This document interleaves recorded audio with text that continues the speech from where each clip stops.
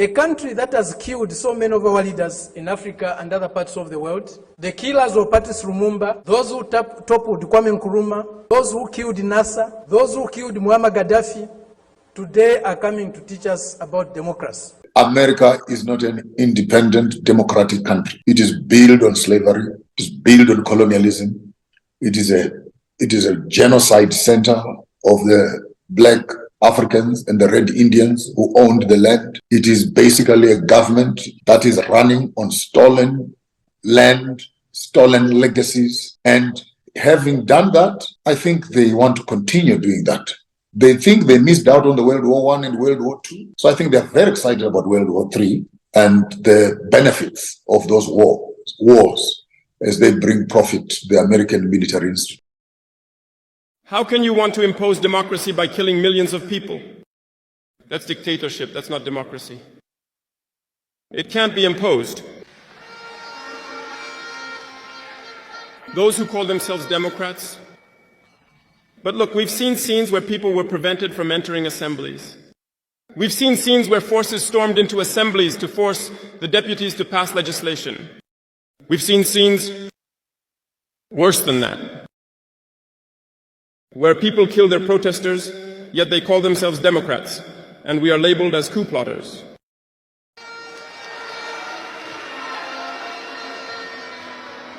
If this is democracy, I repeat, we do not want this democracy.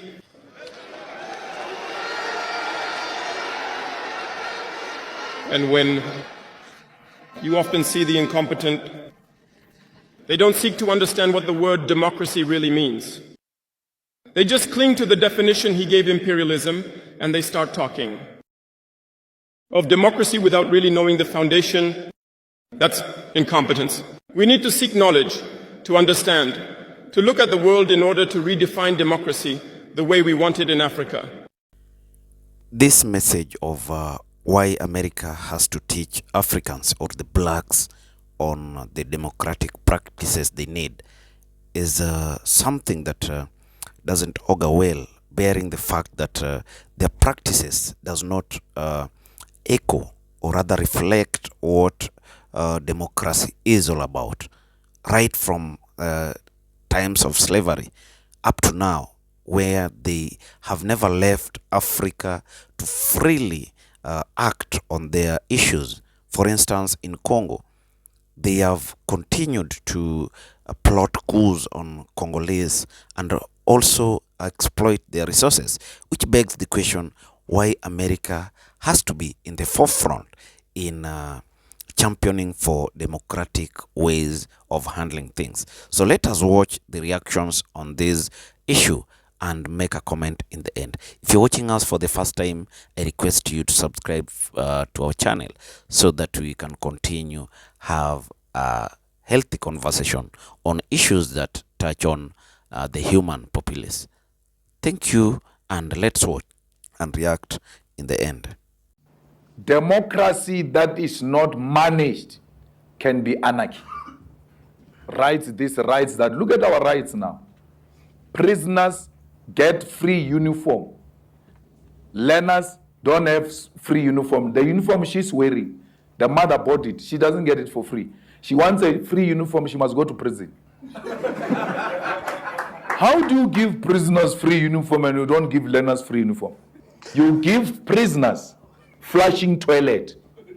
Students, learners in the Eastern Cape don't have flushing toilets. Prisoners have. You give prisoners breakfast, lunch, supper. Our people in Alexander, if they have a meal that day, they are very fortunate. But prisoners have got a guaranteed meal. Prisoners have got running water. Prisoners have got electricity. Africa democracy is nonsense. Democracy is not working for Africa. The Western style of democracy is absolutely nonsense. Africa must find our own system of governance.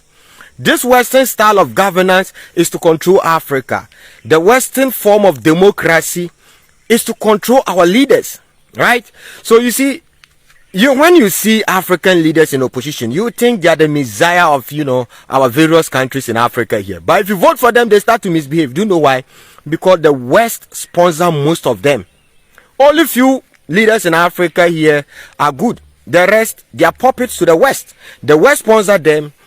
They give them everything they need. So when they take over our various countries, they give our resource back to the West. We need the Russians and Chinese system of governance. If they tell you that the Chinese system of governance is evil, my brother, look at China 30 years ago and look at China today.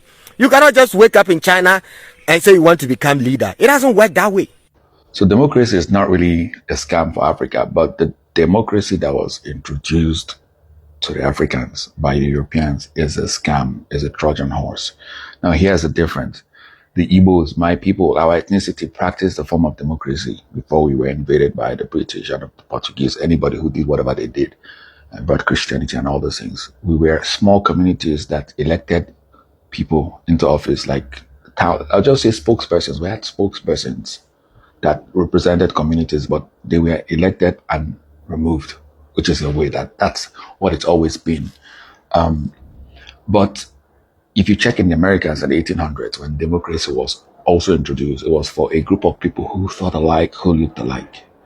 So when you have people who think alike, who are similar in their culture, yes, democracy works for them because they can decide on who would do what.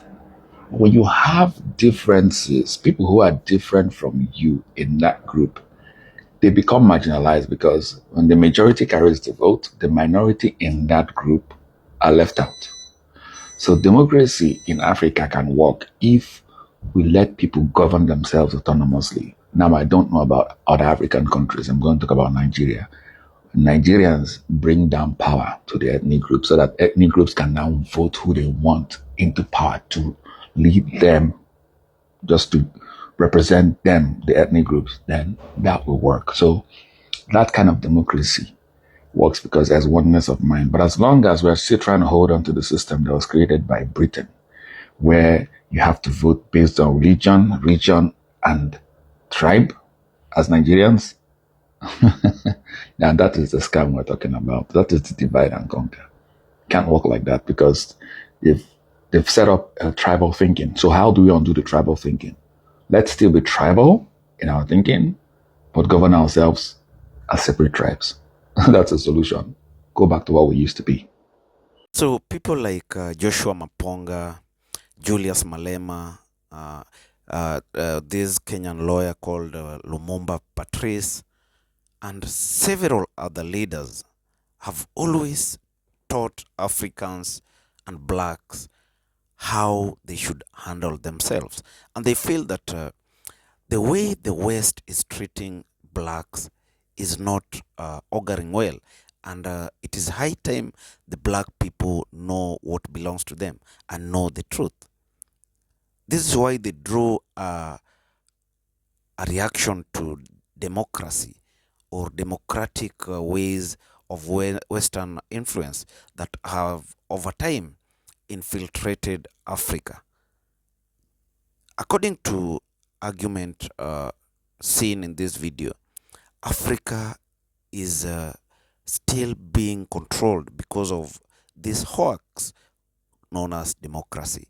The Western world, or rather Americans, have ensured that puppets are installed in the system of Africans, because they say that every cycle you must have elections, and after elections, after they have imposed these leaders, they come with again with the ways of petitioning election disputes in courts, and mostly these disputes do not bear any fruit because they are controlled. Even the courts are being controlled by these people who pretend to be Democrats. So it is a very healthy conversation in terms of making the blacks understand that it is high time we accept a kind of dictatorship. Joshua Maponga calls it a benevolent dictatorship. I want to give you an example. Muammar Gaddafi was someone who was bold and meant what he said. His actions and words were matched to an extent that the Western influence were not satisfied with his vices. And that is why they created campaigns that smeared him as a bad man, people who does not protect human rights. And this was the end of his era. Until now, uh, Libya has never been the same, and they still wish they had, or they still had, Muammar Gaddafi as their president. The same case is now hitting headlines. Ibrahim Traore, who is also one of the bold African leaders, call it a dictator, but if you look keenly, this is the way of transformation for the African nations. And he has drawn enemies in these Western countries because of his kind of leadership, is the way he does his things. So democracy, or the Western democracy, is a hoax, and it is a hoax that we must look at keenly. If you're watching us, kindly subscribe and also share your thought on this issue, because there's a conversation that we must keep going on. Also, you can like and share. Thank you, and may God bless you.